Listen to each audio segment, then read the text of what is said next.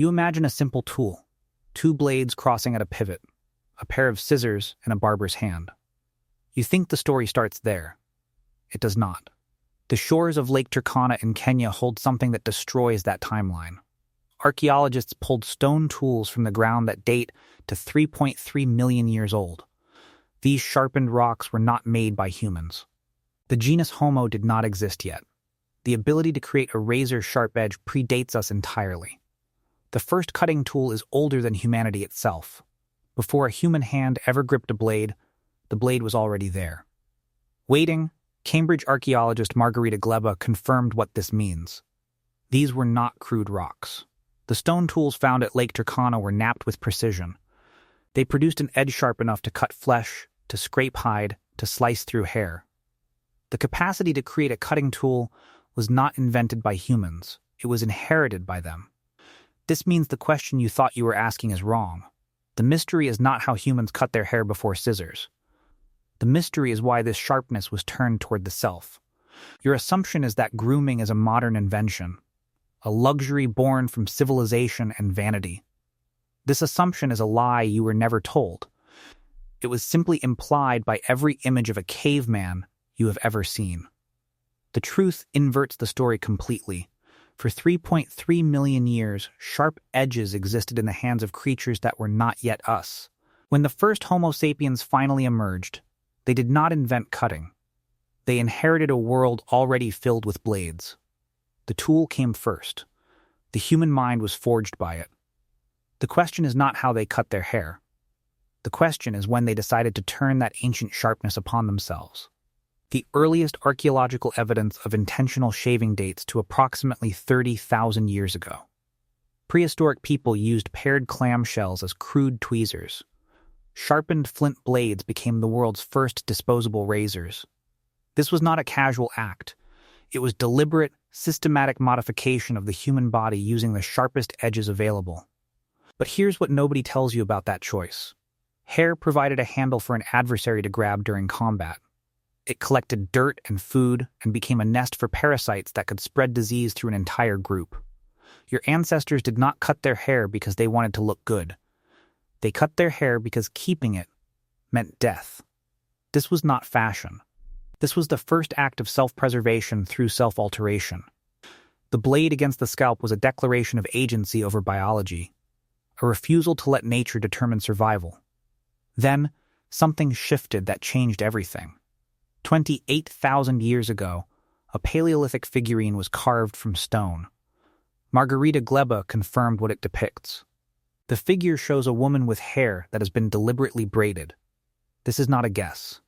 The stone preserves the clear pattern of crossed strands, a style that required hours of patient work by another person's hands. Someone sat still while their hair was separated, twisted, and bound.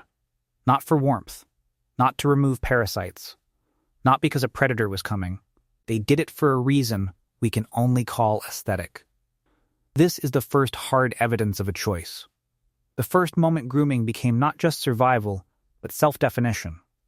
The braid was not an accident. It was a choice. It took time. It took trust. It produced no food and killed no predator. But the Paleolithic figurine that preserves this moment is not a tool. It is a declaration. The blade had been inherited from pre-human ancestors. The threat of parasites in combat had made cutting a necessity. But the braid was different. The braid was the first time a human being looked at their own body and decided what it should become. Here's where survival became something else entirely. Around 1,500 years before the Common Era, in ancient Egypt and Mesopotamia, the first scissors-like tool appeared. Archaeologists found them in ruins in modern-day Syria. They were called spring scissors. A single piece of bronze bent into a U shape. The user squeezed the blades together. The metal flexed and cut. When released, it sprang back open. This was not a knife. This was a mechanism. Egyptians placed great importance on personal grooming. Both men and women used these rudimentary tools for trimming hair and maintaining wigs. But the spring scissor was not a tool of survival. It was a tool of transformation. Egyptian barbers used bronze razors and these early shears to maintain the pharaoh's wig. And the wig was everything. made from human hair and wool, decorated with gold and jewels. It was a sculpted object that declared to the world a single message: I am not like you. The razor cleared the scalp of natural hair. The spring scissor shaped the false hair into perfection. Together they erased biology and replaced it with status. This was the first machine for making gods. Pharaohs and members of the royal court decorated their wigs with gold and jewels. The tool and the symbol had converged. The spring scissor was no longer just a cutting implement. It was a device for manufacturing identity, a tool of illusion. But then, Roman engineers did something that changed warfare, grooming, and society forever. Around the year 100 of the Common Era, they took the spring scissor and transformed it. They crossed two bronze blades and connected them with a central pin. The pivot scissor was born. This allowed greater precision and control. Roman barbers called tonsors were known for their hair grooming and beard trimming services for aristocrats. But the tonsor became more than a barber. He became a central figure in Roman social life. His stall in the market was not just a place for a shave. It was the original social network. Men gathered to debate politics, share gossip, and undergo the coming-of-age ritual of the first shave. A young man's visit for his first shave was considered an essential coming-of-age ceremony. The barbershop was the original social network. But centuries before Rome perfected the social ritual of grooming, a Greek general had already weaponized the blade. In the 4th century before the Common Era, Alexander the Great issued an order that changed the face of warfare. He commanded his entire army to shave their beards. This was not fashion. This was a brutal tactical calculation. A beard in close combat was a handle for your enemy to grab, a handhold that could turn a soldier's head and expose his throat. Alexander made shaving standard for Greek soldiers, so enemies could not grab their beards in close combat. The clean shave was a military technology. Alexander did not just conquer the known world. He conquered the beard. But here's the part that reveals something ancient still operating inside you. The blade was sharp. The barber was skilled. But the throat was always exposed.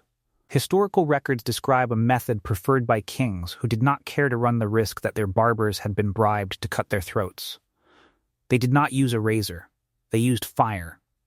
Long hair and beards were singed off using a red-hot coal from the fire. Imagine a king leaning back as a servant approaches, not with a blade, but with a glowing ember. The hair sizzles and burns. The smell is acrid. The skin tightens from the heat. This was not primitive ignorance. This was a calculated risk assessment. One slip of a razor, one bribed barber, and an empire falls. The king chose the lesser terror, the burn over the cut. This calculation is still happening in your brain. Right now, when you sit in a barber's chair and tilt your head back. Exposing your throat to a stranger holding a straight razor, your amygdala activates. The ancient part of your brain does not know the difference between a barber and an assassin. It only knows the vulnerability. The same risk assessment that made a king choose fire over steel is still running in your neural circuitry. Every time you look in a mirror and decide what to do with your hair, you are not just grooming.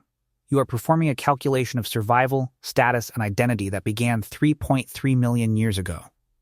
The king chose the burn over the cut, you choose the barber over the fire. But the equation is the same. The question was never how humans cut their hair before scissors. The question was why this ancient sharpness was ever turned toward the self. The tool changed. The drive did not. From the obsidian blade that is still sharper than surgical steel to the spring scissor of Egypt to the pivot scissor of Rome, every innovation was just a new answer to the same ancient question. What do I want to become? Robert Hinchliffe mass-produced the first steel scissors in Sheffield, England, in 1761. Leo Wall patented the electric clipper in 1919. These are just the latest answers to a question that was asked 3.3 million years ago. The stone tools at Lake Turkana were not made by humans. They were made by hands that predate our species. The genus Homo did not exist when those blades were napped from the rock. But the decision to pick one up and use it to shape not the world but the self was the first truly human act. You are still performing it. Every time.